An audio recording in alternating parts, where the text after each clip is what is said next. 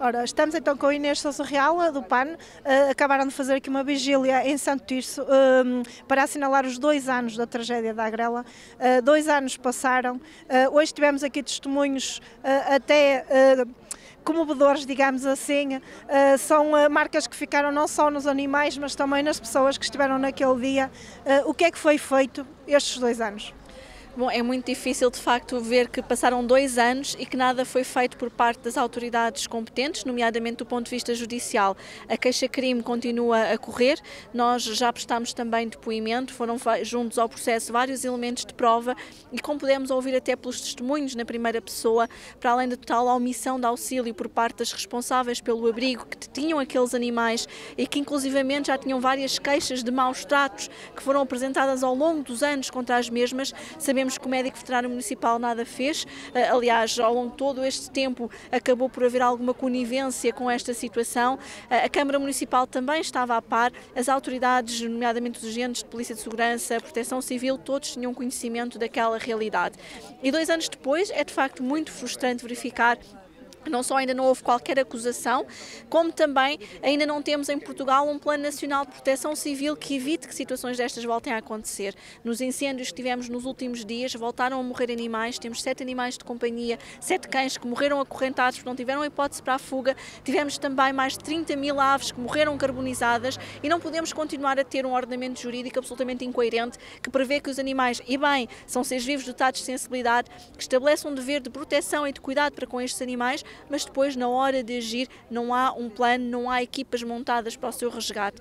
E não basta a boa vontade. Nós tivemos a sociedade civil que se mobilizou em torno desta situação para ajudar os animais, foi-lhes negada essa ajuda e se tivéssemos já uma lei que de forma muito clara estabelecesse um plano nacional de resgate, se calhar as orientações teriam sido outras, apesar de acharmos que é absolutamente incompreensível que quem esteve no local tenha posto a propriedade privada acima da vida animal. Há aqui 2 questões, há a questão judicial e do tal processo de crime que ainda decorre, mas há a questão também política e daquilo que pode e deve ser feito a nível da Assembleia da República, mas também a nível mais local, a nível municipal. Como é que o PAN se tem movimentado nestes terrenos para efetuar essa mudança daquilo que deve ser feito em termos de atuação? Nós apresentámos e demos entrada ainda hoje numa nova iniciativa legislativa para a criação de um Plano Nacional de Socorro Animal. Também vamos dar entrada numa iniciativa para que haja formação aos agentes, quer de segurança pública, quer também da proteção civil, aos médicos veterinários, porque nos parece que é fundamental que a este tempo os planos da proteção civil incluam planos sectoriais de veterinária e que sejam criadas estas equipas, inclusivamente que sejam criados hospitais de campanha para onde se possa encaminhar os animais. Todos nós assistimos em direto às imagens de um cão muito recentemente vítima precisamente destes incêndios que acabou por falecer porque não teve apoio médico-veterinário. É fundamental que estes planos existam, que existam meios, existam recursos humanos também afetos e evidentemente os próprios voluntários, porque se naquilo que é o socorro às populações temos bombeiros quer profissionais, quer voluntários, também no auxílio animal com toda a segurança podem existir e devem existir estes mesmos meios. Aquilo que o PAN defende é que a nível nacional e a nível local existam então estas ferramentas e que sejam criadas estas equipas, mas acima de tudo também que a este tempo comece a ser dada formação, porque a lei já existe, o direito já existe, ele não está a ser aplicado. E nesse aspecto, uma lei que depois não é aplicada é manifestamente insuficiente. Esse parece-me ser sempre um ponto muito em questão, não é? Essa aplicação da lei que muitas vezes, estando escrita preto no branco, muitas vezes não é aplicada. É falta de sensibilidade, é falta de formação, há aqui um conjunto de questões. Como é que se consegue resolver este conjunto de questões? Bom, infelizmente o problema é mais grave e estrutural, porque nós temos também no âmbito, por exemplo, da violência doméstica, uma falta de aplicação da legislação nos crimes também contra as pessoas. E de facto nós precisamos de uma vez por todas que o país esteja disponível, e vamos ter esta semana o debate do Estado da Nação, é importante que o país esteja disponível e sobretudo o Governo, com a sua maioria absoluta, esteja disponível para dialogar com as demais forças políticas, que se consiga fazer as reformas e promover os investimentos que o país precisa, seja na proteção animal, que não deve ficar para trás, no ordenamento florestal, na proteção da natureza, mas também no investimento nos meios judiciais, para que os processos não tenham esta lentidão e que não se cumpra aquilo que é um dos maiores desideratos da justiça, que é de facto dar a cada um aquilo que é seu, incluindo ao nível da prevenção e do ponto de vista penal, quando temos um efeito reparador das penas, claramente não está a cumprir a sua missão. Há pouco falou também do facto dos animais estarem acorrentados, continua a haver casos, inclusive tivemos um caso também no Conselho há bem pouco tempo, de um animal que morreu por estar acorrentado. O que é que se pode fazer para acabar com isso definitivamente? Bom, o PAN vai dar entrada também de um plano de desacorrentamento animal. Nós já tínhamos proposto isto na legislatura passada, infelizmente com a queda que tivemos na Assembleia da República, a dissolução da Assembleia da República e a repetição das eleições, estas iniciativas ficaram pelo caminho, mas vamos voltar a apresentar um plano nacional para o desacorrentamento animal para que possam existir e ser utilizadas as verbas do orçamento que já conseguimos inscrever este ano para precisamente apoiar a população mais vulnerável que detenha animais acorrentados ou cujos animais não têm condições de alojamento, porque nos parece essencial e não nos podemos esquecer, com a crise socioeconómica que o país está a viver e tendo em Portugal mais de metade das famílias têm animais nos seus lares, é fundamental que os apoios também socioeconómicos cheguem a quem mais precisa.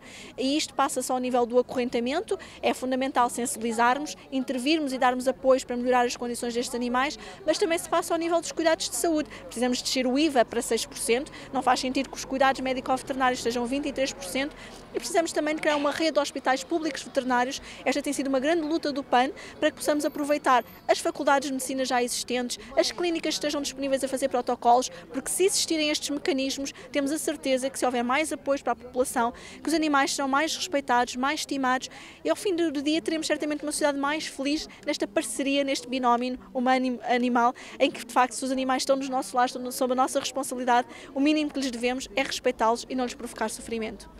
Há pouco também, em relação ao processo, deu a entender que pessoas que estiveram envolvidas no resgate também são vítimas de processos dessa situação. Como é que é possível? Não há acusados, mas as pessoas que estiveram no apoio e ajudaram estão a ter processos jurídicos. Sim, temos conhecimento de situações, não só de queixas de difamação em relação àquilo que foram até comentários nas próprias redes sociais, e é com muita incompreensão que vemos que as pessoas não tenham a consciência e com todo o respeito que nos podem merecer as autoridades, é de facto há uma grande incompreensão da sociedade no seu geral perante aquilo que se passou em Santo Tirso. Não faz qualquer sentido que um agente da autoridade que estava lá, que viu o sofrimento dos animais, não ter permitido e não ter ele próprio, aliás, ter detido no imediato as responsáveis pelo abrigo porque estavam a cometer um crime de maltrato animal por omissão.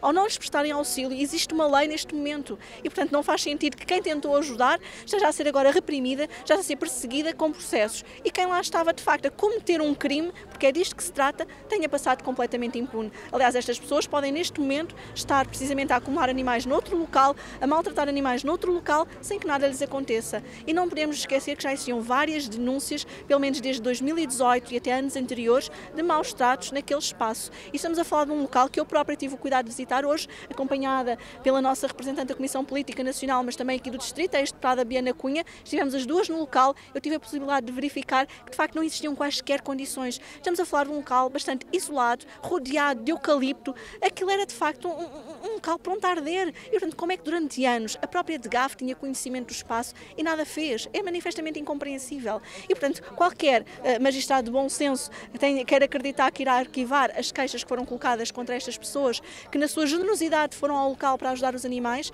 e que qualquer comentário deve ser de facto relevado, porque não nos podemos esquecer do impacto emocional que isto teve para as pessoas que viram os animais queimados, animais mortos, gatos que estavam acorrentados dentro de jaula que acabaram por morrer no segundo incêndio, e por mais que tentem até ocultar os factos ou manipular os factos, não podemos esquecer-nos que quem esteve no local sabe que houve 2 incêndios, houve animais que estavam vivos num dia e mortos no outro, e tudo isto tem um impacto bastante forte até do ponto de vista emocional nesta comunidade aqui de Santo Tirso, que não esquece o que viu, não esquece o que sentiu, nem o cheiro daqueles animais que morreram carbonizados.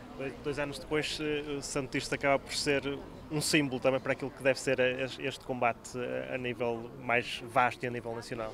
Bom, Santo Tirso infelizmente acaba por ser um símbolo de tudo o que não deve acontecer, de tudo o que não deve acontecer e que infelizmente continua a acontecer no nosso país. Nós precisamos de uma vez por todas que quer as autarquias, quer o Estado se mobilize para criar regras, para criar procedimentos para que possamos socorrer os animais. É o mínimo que lhes devemos, e que estes processos sejam tramitados. A lei existe e eles têm que ser tramitados. Aquilo que é inconcebível é que, por exemplo, nós pedimos na altura a emissão de um mandado judicial para que os animais fossem retirados e posso-lhes dizer que 2 anos depois não tivemos sequer resposta.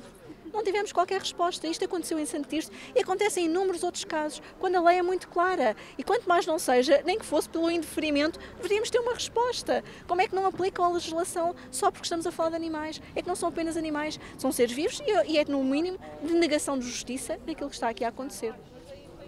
Obrigada. Obrigada. Obrigado. E desculpem o